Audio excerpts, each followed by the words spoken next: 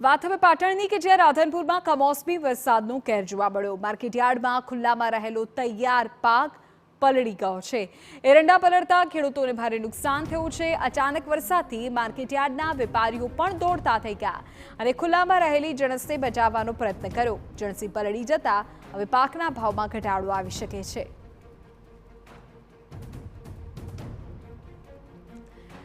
તો ક્યાંક વરસાદે મુશ્કેલી વધારી દીધી છે। એક તરફ ખેતરમાં રહેલો પાકમાં નુકસાન થવાની ભીતિ છે, તો બીજી તરફ માર્કેટયાર્ડમાં ખુલ્લામાં પડેલી જણસી વરસાદમાં પલળી જતા તેના ભાવમાં ઘટાડો થાય અને એકંદરે ખેડૂતોને ફરી નુકસાન સહન કરવું પડે એ પ્રકારની સ્થિતિ અત્યારે સર્જાય છે, કારણ કે આ કમોસમી વરસાદ વરસ્યો। માર્કેટયાર્ડમાં વેપારીઓ અને ખેડૂતોએ પોતાની પાકને બચાવવા માટે દોડ્યા, પરંતુ એ દરમિયાન પણ કેટલોક પાક ચોક્કસપણે પલળી ગયો છે। ખાસ કરીને એરંડા રાધનપુરમાં પલળી ગયા છે, પરિણામે ખેડૂતોને નુકસાન ભોગવવું પડશે।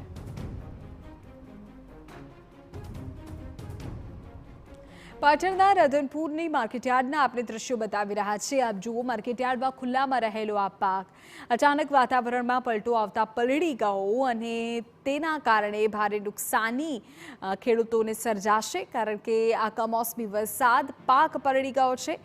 આ મહત્વપૂર્ણ જાણકારી આપણે આપી રહ્યા છે। એક તરફ વાતાવરણમાં પલટો આજે રાજ્યમાં નોંધાયો છે, ખાસ કરીને ઉત્તર ગુજરાત વધુ પ્રભાવિત થયું છે।